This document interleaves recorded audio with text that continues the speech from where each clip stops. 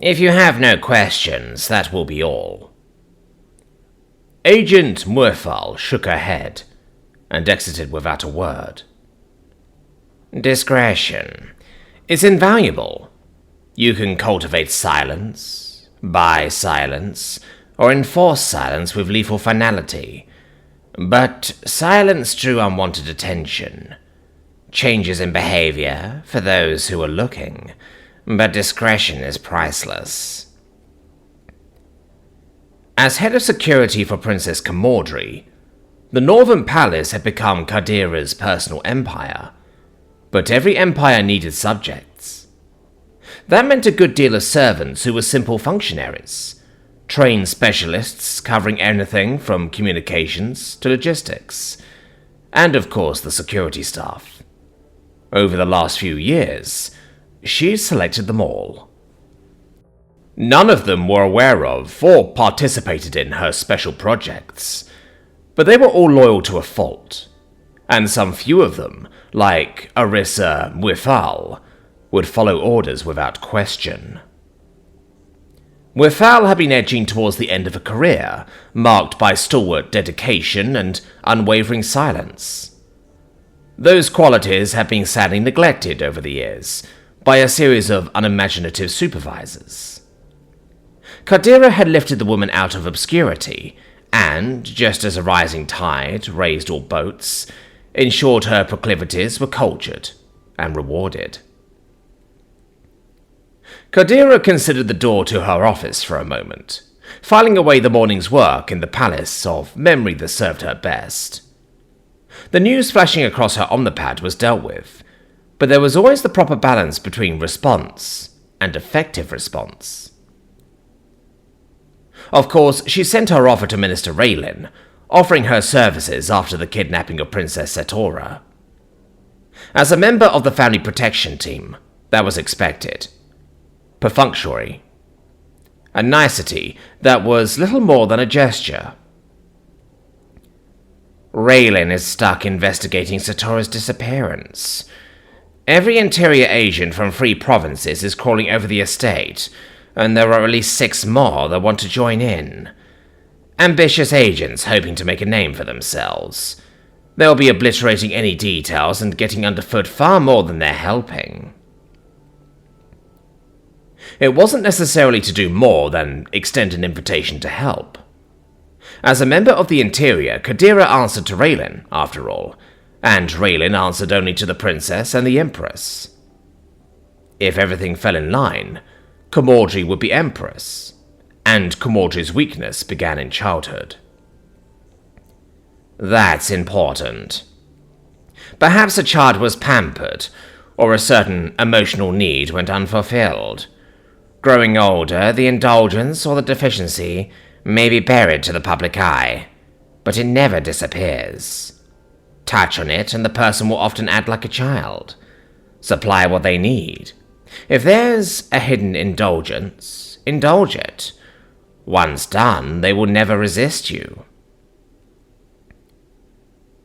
Camordry had long ago come to depend entirely on her. The problem was that Camordry wanted Kalira dead. That was awkward. Targeting useless nobles, criminals privileged by birth, was one thing. Going after children was another. Kalira hadn't shown any signs of being anything more than a dedicated young woman, and a review of her surveillance records and occasional reports from Sergeant Orena and Percy had done nothing to change her mind. The girl wasn't innocent, but thus far, she was blameless. Camordry was older, but she wasn't loved. Even the Empress found her eldest daughter trying. Too much like the Empress's sister, Arduina. The tide of the Tassus washed in 2 kinds of bounty, the sweet and rotten. While Camordry was as useful to Kadira as she was objectively useless, there was no doubt which tide she came from. Still, there was the greater goal to consider. Camordry would certainly be chosen over Prince Loral, and her service to the throne was certain. if moderate. Camaldry wouldn't want any risks, though. She coveted certainty. Seeing her aunt pulled into the deep of obscurity since childhood had left a lasting impression that even Camaldry's natural indolence wouldn't abide.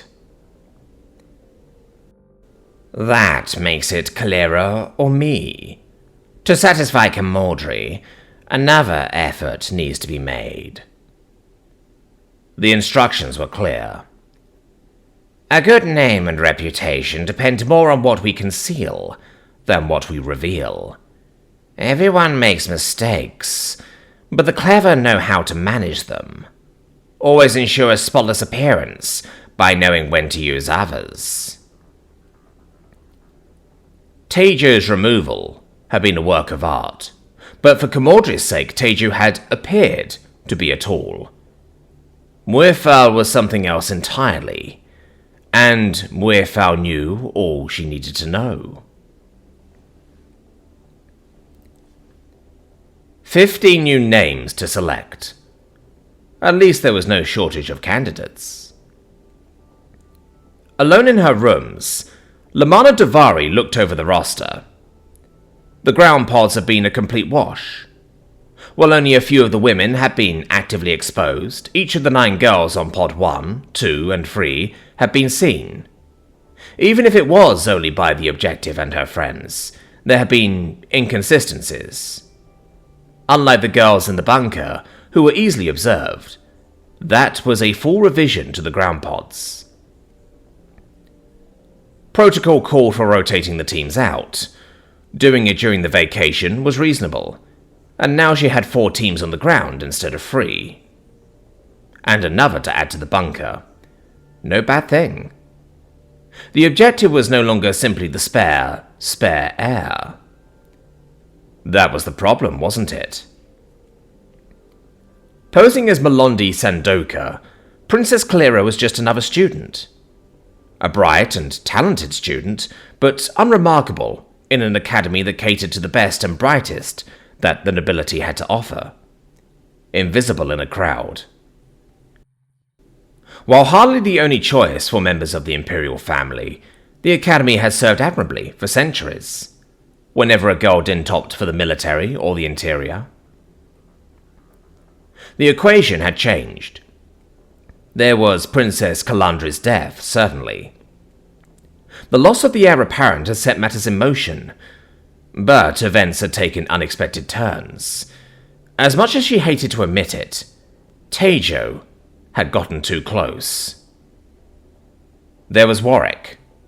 The human was another variable. His teachings were alien, unorthodox, but he was one professor in 4 years. Hardly alone, and Maver Pelavon was a moderating effect. Of course, there was the annoying fact that he saved Calera's life. Tejo shouldn't have gotten that close, and while the minister was currently dealing with the disappearance of Princess Satora, the problem in being, rather than the problem that was, there were inconsistencies in Tejo's attempt. The loss of the surveillance cams during the attempt, and the body cam footage didn't lie. Someone was involved, and they had the ability to reach inside her security systems. That had to change. Davari picked up her omnipad and made a note. Protocol called for rotating out the girls that had been exposed, but an internal leak of the automated systems. A full scrub, change codes, a check for any physical taps. The teams in the bunker would need help. Swiping back to the candidate pool, she made some alterations. Captains Salar, Biona, and Solani would still lead their girls in the rechristened Pods 5, 6, and 7, but Pod 8. Revising the search parameters for the requisite training, she considered the biography. A lieutenant would suffice if the skills were there. Given how close the bunker team seemed to have become, a new captain might create undue friction. Yes, that would work. The revised security arrangements addressed the problem, but not the cause. Someone wanted Kalira dead. Someone who had managed access into her systems. Someone had a motive, but Kalira hadn't made enemies. It wasn't theft, hatred, or revenge. A rival. But why eliminate the security cameras and forget the feed from the body cams? That was sloppy. While errors occurred, people shouldn't make that kind of mistake. The thought nagged at her. Davari stretched in her chair and looked to the cabinet containing a bottle of Cambrian whiskey. She'd earned a finger of it when this was solved. Barring anything unforeseen, the bottle should last the next 2.5 years, with a drink left over for graduation day. People shouldn't make that kind of mistake. Lamana Davari looked out the window of her rooms into the rain-swept night. Desala Sehat? Alone on her walk through the art district near town, Desala paused and looked at the woman standing by the door of the pale blue sedan. She was older, but not old. Her appearance was unremarkable, but the suit she wore was immaculate, if also plain. Tailored, but inconspicuous. The sedan she stood near was expensive, but not flashy. No house colours. Everything about her said, retainer. Do I know you? Desala Serhat, second daughter of Countess Paridi Serhat and Lady Nerif Edeng Ko Serhat. Your father is Kandon. Your favourite colour is, apparently, green. You have a fondness for visiting the aquarium, and you have a less well-known proclivity for Akiri folk music, which you don't speak about. My employer would like a word. Get in, please. Desala looked around the street. People weren't near, but there was enough of a crowd. The open door to the sedan wasn't closed. She could scream, or run. One of your co-mothers began diverting funds from outside the family security firm. You're all quite good at computers, but she's developed something of a flair for the dramatic, mixed with a flair for the criminal. Your other mothers and your father don't suspect, but if the matter isn't resolved quietly, it could cost your house a considerable number of lucrative clients, and create damage you could spend your entire lifetime trying to correct. The desire is to talk with you, Miss Serhat, not harm you. Do get in, please. This is blackmail, Desala spat out. It's extortion, to be precise. While blackmail requires a threat, extortion involves coercion to obtain money, property, or services. In this case, a service. The woman in the front seat had taken her omnipad, then begun a slow drive through town. The windows were shaded. You said your employer wanted to talk to me. Where are they? In this case, my employer and I are synonymous. You don't need to speak with them because I am speaking to you. You think I'm just going to add this whatever it is, to their food? That's the most ridiculous thing I've ever heard. I don't even socialize with them. Improvise. I'm sure you can be ingratiating when properly motivated, Miss Serhat. A change of heart. Bring them some treats for class. Make amends. Build bridges. The woman glanced back after making another turn, giving her a wintry smile. You seem to be a young woman with a strong desire to succeed at all costs. Personally, I admire that.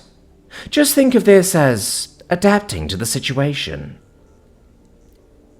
You think I'm going to poison people? Incriminate myself and get executed? Go to jail for life? Desala snorted. I may spend the rest of my life fixing the family reputation, if what you're saying is even true, but I'll do that outside a cell. Oh, don't worry about that. You stand no risk of going to jail. The smile returned. It didn't seem at home on such an unremarkable face. The powder in that vial will cause no injury. at least not by itself. It's entirely harmless on its own. However, once ingested, lingers in the body for an astonishing amount of time. So do two other components. However, once all three are ingested, the results are unfortunate. So you think I'm going to be part of this? Kill people? I may not like them very much, but I'm not a murderer. I think that to save your family, you will introduce a harmless item into one meal, after which you will never hear from us again. And how would you know if I do it? Desala spat out, even as her stomach started to churn. The loss of your friendship with Miss Letzi has left you with very few friends, but the loss of your family to lengthy prison sentences would be far more enduring. A social death stings, and over the years is much more painful than a physical one. The stigma lingers. I assure you, Miss Earhart, my employer will know. The woman pulled up to the curb, not far from where she'd gotten into the sedan, and handed back her omnipad. This is your stop.